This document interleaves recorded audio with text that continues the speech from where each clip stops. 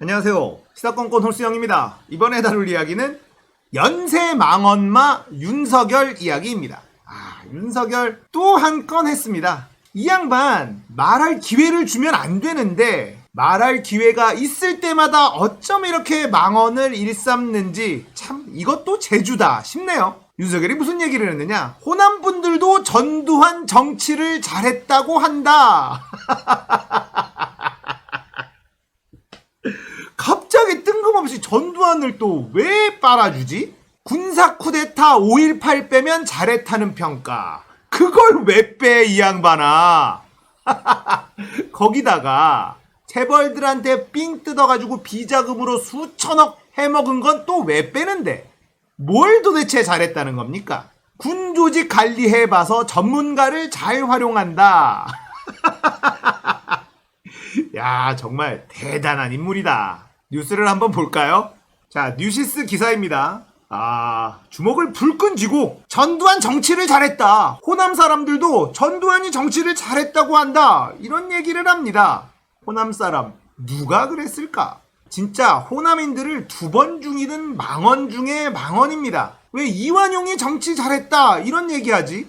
그거나 다를 바가 없는 망언이거든요. 쿠데타를 일으켜서 대한민국의 민주주의를 파괴한 자, 그리고 자신의 권력을 위해서 무고한 시민을 학살한 자, 그게 전두환입니다. 그런데 윤석열은 호남분들도 전두환이 정치를 잘했다고 하더라, 이런 망언을 아무렇지도 않게 내뱉습니다. 기사 내용 보죠. 국민의힘 대선 주자 중 한 명인 윤석열 전 검찰총장이 전두환 신군부를 옹호하는 듯한 발언을 해 논란이 되고 있다. 윤 전 총장은 이날 부산 해운대갑 당원협의회를 방문해 우리가 전두환 대통령이 군사 쿠데타와 5.18만 빼면 잘못한 부분이 그런 부분이 있지만 그야말로 정치를 잘했다고 말하는 분들이 많다. 그거는 호남 분들도 그런 얘기를 한다. 왜 그러냐면 맡긴 거다. 군에 있으면서 조직 관리를 해봤기 때문. 토론회 때 무식한 게 너무 티가 나서 전두환을 끄집어내네요. 전두환도 무식했다. 하지만 군에서 조직 관리를 해봤기 때문에 전문가들을 잘 써서 정치를 잘한 거다. 나도 그렇게 할 수 있다. 나 좀 무식하지만 검찰에서 조직 관리를 오랫동안 해왔고 각 분야의 전문가들을 관리를 잘하면 정치를 전두환처럼 잘할 수 있다. 이런 얘기가 하고 싶었던 것 같습니다. 윤 전 총장의 전두환 옹호 발언은 대통령이 되면 세부 업무는 전문가에게 맡기고 시스템 관리를 하면 된다는 얘기를 하면서 나왔다. 전두환 씨가 정치를 잘했다는 평가를 받는 건 군대에서 조직 관리를 해봐서 세부 업무를 각 분야 적재적소에 전문가를 앉혀놓고 정치를 했다는 의미다. 윤 전 총장은 최고의 전문가들을 뽑아서 적재적소에 두고 전 시스템 관리나 하면서 대통령으로서 국민과 소통하고 아젠다만 챙기겠다며 시스템이 알아서 하는 거지 제가 일부러 세부 업무를 안 해도 되고 그거 할 시간이 어디 있냐. 나 대통령이 되면 세부 업무 같은 건 몰라도 돼. 큰 아젠다만 챙기면 되지. 대통령이 그런 거 할 시간이 어딨어. 이러고 있네요. 이번 대선이 쉽지 않은 선거예요. 저는 이길 확률보다 질 확률이 조금 더 높다, 이런 생각을 합니다. 쉽게 생각해서는 안 되는 그런 선거다라고 생각합니다. 하지만 윤석열이 대통령이 된다면 대한민국은 엄청난 비극을 초래하게 될 거다. 박근혜보다 훨씬 더 위험한 인물이 윤석열입니다. 이런 생각을 가지고 있는 사람이 여전히 지지율 1위를 달리고 있습니다. 자, 여러분들 이해가 잘 안 되시죠? 왜 이런 말도 안 되는 인물이 지지율 1위를 달리고 있을까? 그게 무섭다는 겁니다. 윤석열이 정권을 잡으면 빨갱이들을 싹 다 정리해 줄 것이다. 이런 희망을 투영하고 있는 사람들이 굉장히 많다는 뜻입니다. 태극기 부대, 일베들, 대화가 됩니까? 안 되거든요. 그냥 빨갱이에요. 나라를 김정은에게 갖다 바치려고 한다. 이 신념에 사로잡혀 있는 사람들입니다. 그들에게 윤석열은 이 빨갱이들을 전부 다 정리해줄 영웅인 거예요. 이런 소리를 해도 지지율의 변화는 일어나지 않습니다. 하지만 다행스러운 점은 대한민국 국민들이 예전처럼 어리석지만은 않다는 것. 기본적인 지지율은 빠지지 않지만 외연 확장이라는 것에서는 당연히 벽에 부딪힐 수밖에 없겠죠. 무섭습니다. 이런 생각을 가진 사람들이 대한민국의 대통령이 되겠다고 마음 먹은 것 자체가 무섭습니다. 자, 결국은 중도층. 이 중도층을 누가 잡느냐 싸움이 될 수밖에 없어요.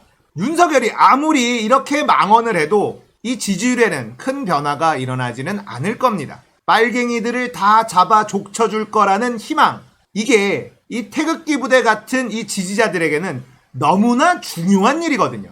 자, 그렇다면 중도층이 과연 무엇일까요? 이낙연은 중도를 잡겠다고 사면 이야기 꺼냈다가 역풍을 맞고 대통령 후보에서 탈락해버렸습니다. 내가 왼쪽에 있는데 오른쪽으로 우클릭을 하면 중도를 잡을 수 있을까요? 그렇지 않습니다.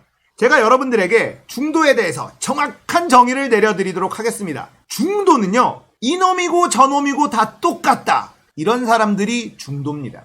정치를 싫어하는 사람, 정치에 관심이 없는 사람, 여든 야든 진보든 보수든 좌든 우든 다 도둑놈들이다. 이렇게 생각하는 사람들이 중도예요. 자, 이런 사람들은 대체적으로 투표율이 낮습니다. 이 사람들을 투표장으로 끌고 오는 사람이 승자가 되는 겁니다. 자, 그렇다면 이 사람들은 어떤 사람에게 표를 던질까요? 그건 효용성입니다. 선명성, 확실성이에요. 애매모호하고 그럴듯한 말로 두루뭉술하게 넘어가는 정치인들을 혐오하는 층, 이들을 중도층이라고 부르면 됩니다.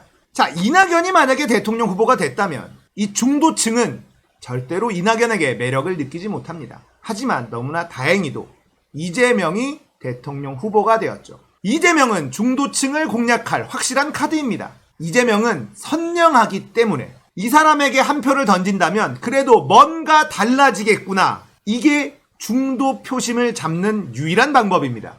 더 개혁적이어야 됩니다. 더 선명해야 됩니다. 추진력이 있어야 됩니다. 그런 사람에게 중도층은 움직입니다. 제 에피소드 하나 이야기해 드릴게요.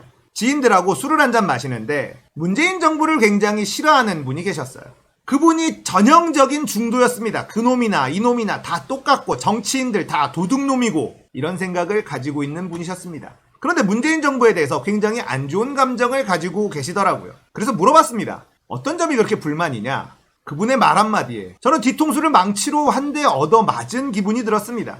그분이 이런 얘기를 하더군요. 대통령 바꿔줬고 180석 몰아줬는데 세월호 아직도 못 밝히지 않았냐? 무능하다는 증거 아니냐? 그렇습니다. 우리는 다 가졌지만 세월호의 진실을 아직도 밝히지 못하고 있습니다. 그런 분들에게는 적폐 세력들의 저항이 거세다, 뭐하다 이런 얘기가 통하지 않아요. 왜냐?